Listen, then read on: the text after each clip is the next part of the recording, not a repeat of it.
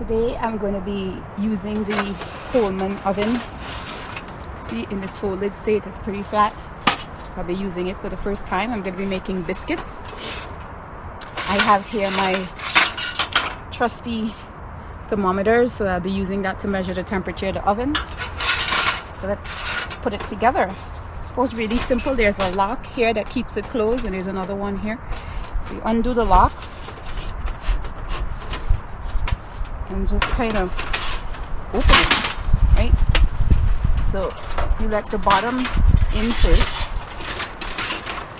and you make sure you clear it, and you flip the lock in place. Doesn't look like it's cleared from this direction. Yep, it's cleared now. But you have to make sure there's some little notches. Let me see if I can, like there. You have to make sure that these notches are in place, which they currently are not. So I'm going to fix that before I lock it into place. There we go. And now I'm going to flip the lock. And the same for the top, same notches on the ends.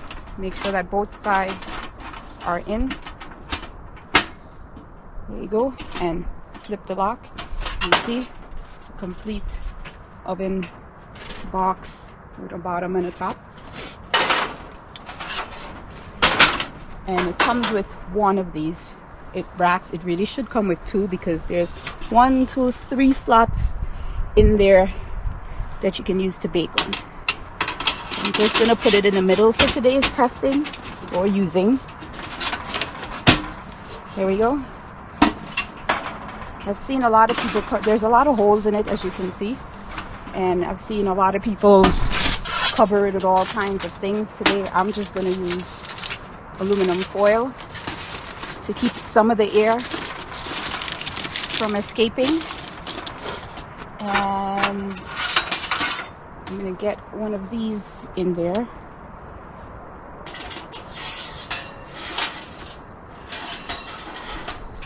To check the temperature. All right, there's a lock on the door, and just twist it to lock, twist it to open. There is a thermometer, a built-in thermometer here, but I have found that even in my oven at home, these aren't the best, so I use these thermometers at home even to check the temperature of my oven. So here we go. I'm gonna put it on the stove and see how it cooks. I haven't tried it on the stove yet, so let's see. I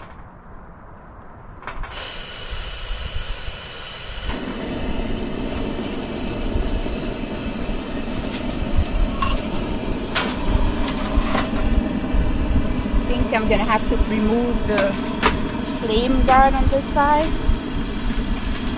so that I can get this centered.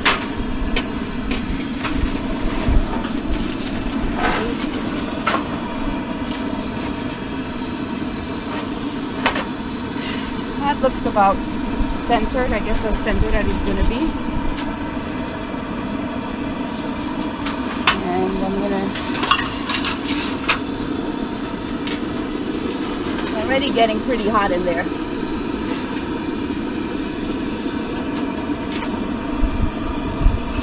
So it's already up to 109 degrees, 111 degrees, and that's on high. I'm just going to let this sit. The cookies should be baking at, I think, 375 or something like that. And there's an alarm here that's going to tell me when it gets to that. I'm not going to bother using it today because I'll be right here watching. And we'll see how long it takes to get to temperature. The built-in thermometer. Whoop, wind! So where I am, it is extremely windy. It's blowing everything away. Put something heavy on this to keep it down.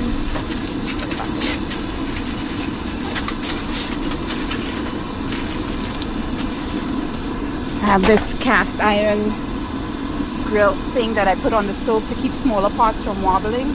That should hopefully be heavy enough to keep the wind from blowing the foil away. It's already pretty hot to the touch. Ooh, it says 247, 254, 262. So it's getting pretty hot, pretty fast. I'm going to turn the temperature on the burner down, which is kind of difficult to do on a Coleman stove. Does not adjust in the best way. And even though the thermometer here is saying almost 300, the one on the front of the machine oven, it's barely gotten to 200 yet. So definitely 310 already. Definitely don't trust the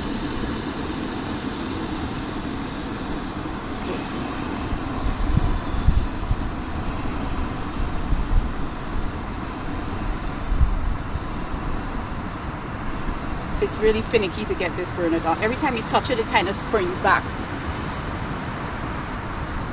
Hopefully that's good enough. 344, and let me get the biscuits. I don't know if you can see how things are blowing here, but I've had wind gusts of 40 and 50 plus miles an hour. So here, got 3 regular biscuits, 3 cheesy biscuits. It says 368 on there. Yeah, this indicator here. Maybe I can show you.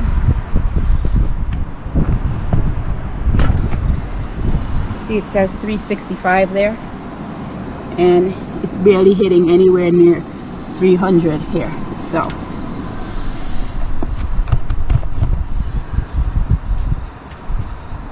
I'm gonna open this. I have gloves that I will be using. It is definitely hot in there. So there we go.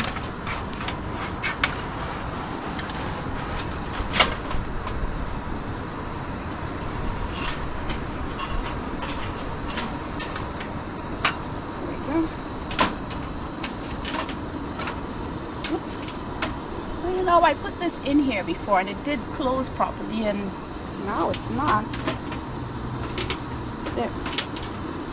Now it's not closing properly. There we go. It's closed. We're gonna wait and see how long it's gonna take for it to bake.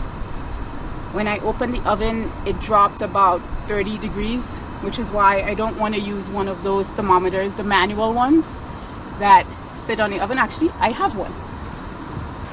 So this is one of the other thermometers I use in my oven at home. It, you know, shows the temperature. It sits on the shelf or it hangs on the hook. The thing is, every time you open the oven, the temperature drops. So that's why I'm using these digital probes instead of this, so that I don't have to keep opening the oven to check to see the temperature.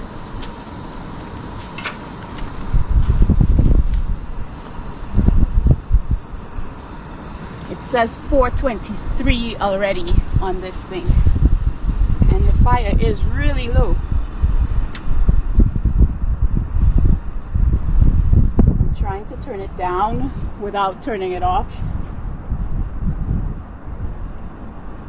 Okay, we're at 400, 397, 394, 392, and that's a really, really low flame. The thermometer on the oven, it still hasn't reached 200 yet. So this is a really small cast iron skillet, so it fits on the second burner. If I were using a regular size pan or a bigger pot or something, this oven takes up too much of the space. I'll show you the spacing. So the oven takes up a bit more than half of the surface of the 2-burner stove. So I was actually debating if to use the oven on the single burner, and that leaves me with 2 burners or just this. But since today I'm making just eggs in this small pan, I can easily just cook the eggs on the second burner.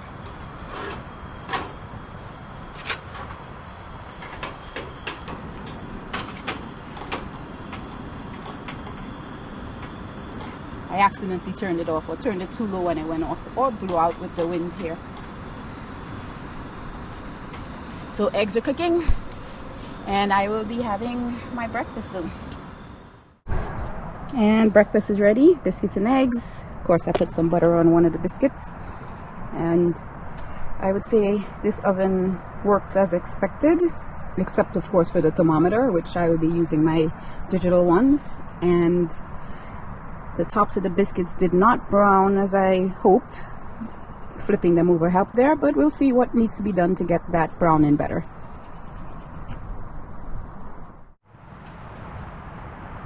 Breakfast has been eaten. The oven has cooled down. Biscuits are packed away. So it's time to put away the oven.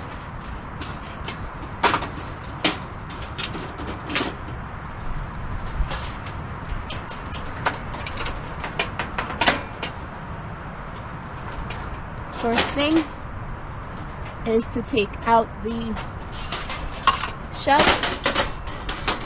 Just rotates and comes out. And then you unlock the lock that's keeping the top in. And then you unlock the lock that's keeping the bottom in. And that just pushes in, and you can see it's already collapsing on itself. You push in the two sides. I'll do it this way so you can see. The two sides just push in and collapses, and then you lock it that side and turning around, and you lock it this side, and there you go, perfectly folded.